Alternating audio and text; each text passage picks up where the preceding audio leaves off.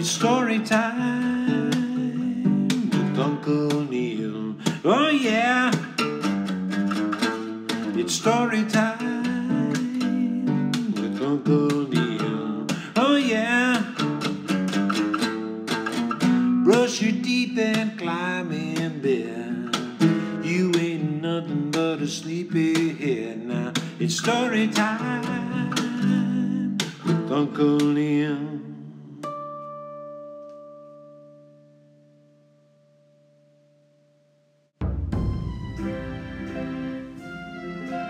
Hi kids, it's Uncle Neal.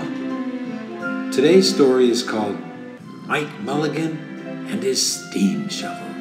It was written in 1939 by Virginia Lee Burton, and she drew the pictures too. When I was a little boy, I would ask my mom, please read it to me every night. So I would brush my teeth and climb in bed and enter the magical world of Mike Mulligan. Mike Mulligan and Mary Ann, Mike Mulligan and Mary Ann, steam shovels help build this land like Mike Mulligan and Mary Ann, Mike Mulligan and Mary Ann. Mike Mulligan had a steam shovel, a beautiful red steam shovel. Her name was Mary Ann. Mike Mulligan was very proud of Mary Ann. He always said that she could dig as much in a day as 100 men could dig in a week, but he had never been quite sure that this was true. Mike Mulligan and Mary Ann had been digging together for years and years. Mike Mulligan took such good care of Mary Ann, she never grew old. It was Mike Mulligan and Mary Ann and some others who dug the great canals for the big boats to sail through. It was Mike Mulligan and Mary Ann and some others who cut through the high mountains so the trains could go through. It was Mike Mulligan and Mary Ann and some others who lowered the hills and straightened the curves to make the long highways for the automobiles. It was Mike Mulligan and Mary Ann and some others who smoothed out the ground and filled in the holes to make the landing fields for the airplanes. And it was Mike Mulligan and Mary Ann and some others who dug the deep holes for the cellars of the tall skyscrapers in the big cities. When people used to stop and watch them, Mike Mulligan and Mary Ann used to dig a little faster and a little better. The more people stopped, the faster and better they dug. Some days, they would keep as many as 37 trucks busy taking away the dirt they had dug. Then, along came the new gasoline shovels and the new electric shovels and the new diesel motor shovels and took all the jobs away from the steam shovels. Mike Mulligan and Mary Ann were very sad. All the other steam shovels were being sold for junk or left out in old gravel pits to rust and fall apart. Mike loved Mary Ann. He couldn't do that to her. He had taken such good care of her that she could still dig as much in a day as 100 men could dig in a week. At least he thought she could, but he wasn't quite sure. Everywhere they went, the new gas shovels and the new electric shovels and the new diesel motor shovels had all the jobs. No one wanted Mike Mulligan and Mary Ann anymore. Then one day, Mike read in a newspaper that the town of Popperville was going to build a new town hall.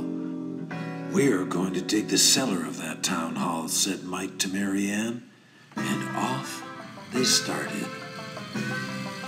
They left the canals and the railroads and the highways and the airports and the big cities where no one wanted them anymore and went away out in the country. They crawled along slowly up the hills and down the hills, till they came to the little town of Popperville. When they got there, they found that the selectmen were just deciding who should dig the cellar for the new town hall. Mike Mulligan spoke to Henry B. Swap, one of the selectmen. "I heard," he said, "that you are going to build a new town hall. Mary Ann and I will dig the cellar for you in just one day." "What?" said Henry B. Swap. "Dig a cellar in a day? It would take 100 men at least a week to dig the cellar for our new town hall." "Sure," said Mike, "but Mary Ann can dig as much in a day as 100 men can dig in a week," though he had never been quite sure that this was true. Then he added, "If we can't do it, you won't have to pay." Henry B. Swap thought that this would be an easy way to get part of the cellar dug for nothing, so he smiled in rather a mean way and gave the job of digging the cellar of the new town hall to Mike Mulligan and Mary Ann. They started in early the next morning, just as the sun was coming up. Soon, a little boy came along. "Do you think you'll finish by sundown?"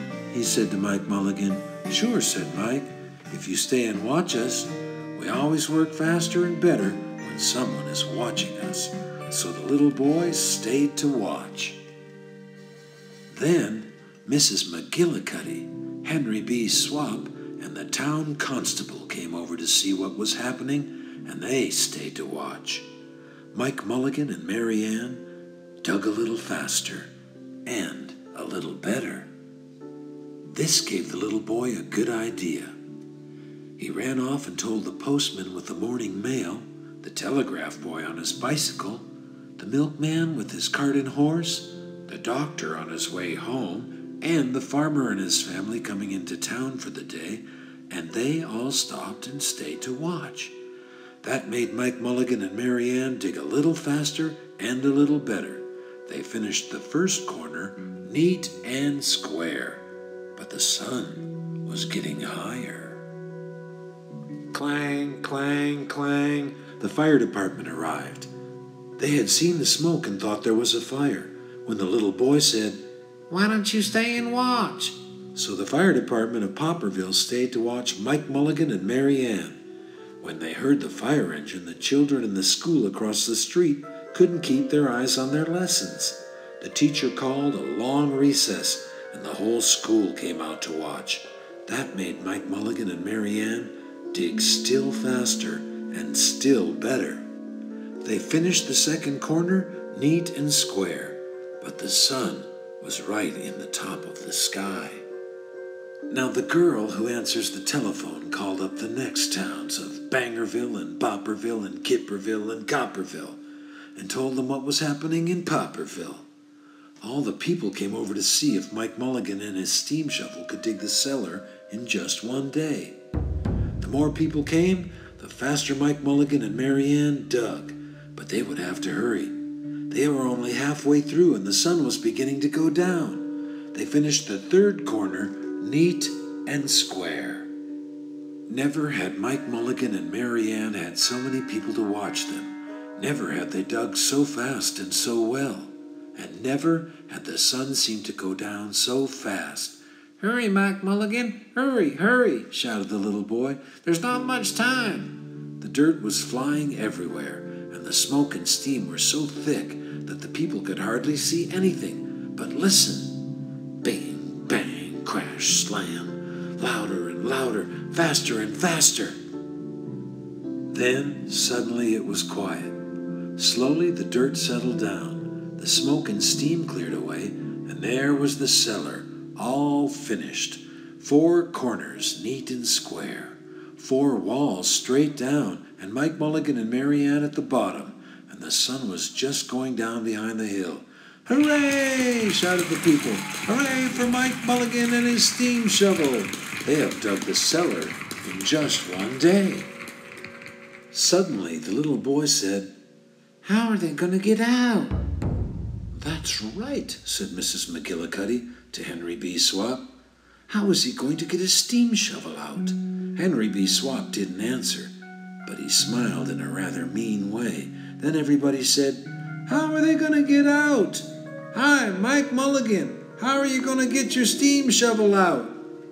Mike Mulligan looked around at the 4 square walls and the 4 square corners, and he said, "We've dug so fast and we've dug so well that we've quite forgotten to leave a way out. Nothing like this has ever happened to Mike Mulligan and Mary Ann before, and they didn't know what to do. Nothing like this had ever happened before in Popperville. Everybody started talking at once, and everybody had a different idea, and everybody thought that his idea was the best. They talked, and they argued, and they fought, till they were worn out. And still no one knew how to get Mike Mulligan and Mary Ann out of the cellar they had dug. Then Henry B. Swap said, "The job isn't finished because Mary Ann isn't out of the cellar, so Mike Mulligan won't get paid." And he smiled again in a rather mean way. Now the little boy, who had been keeping very quiet, had another good idea. He said, "Why couldn't we leave Mary Ann in the cellar and build the new town hall above her? Let her be the furnace for the new town hall and let Mike Mulligan be the janitor. Then you wouldn't have to buy a new furnace, and we could pay Mike Mulligan for digging the cellar in just one day." "Why not?" said Henry B. Swap, and smiled in a way that was not quite so mean. "Why not?" said Mrs. McGillicuddy. "Why not?" said the town constable. "Why not?" said all the people. So they found a ladder and climbed down into the cellar to ask Mike Mulligan and Mary Ann. "Why not?" said Mike Mulligan. So it was decided, and everyone was happy. They built the new town hall right over Mike Mulligan and Mary Ann. It was finished before winter. Every day the little boy goes over to see Mike Mulligan and Mary Ann, and Mrs. McGillicuddy takes him nice hot apple pies. As for Henry B. Swap, he spends most of his time in the cellar of the new town hall, listening to the stories that Mike Mulligan has to tell and smiling in a way that isn't mean at all. Now when you go to Popperville, be sure to go down in the cellar of the new town hall. There they'll be, Mike Mulligan and Mary Ann. Mike in his rocking chair smoking his pipe, and Mary Ann beside him, warming up the meetings in the new town hall.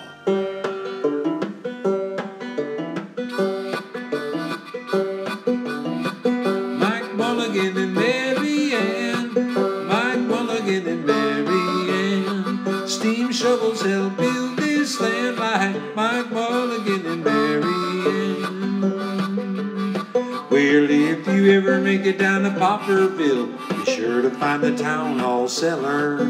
You'll find Mary Ann keeping everybody warm and sitting with their favorite fella.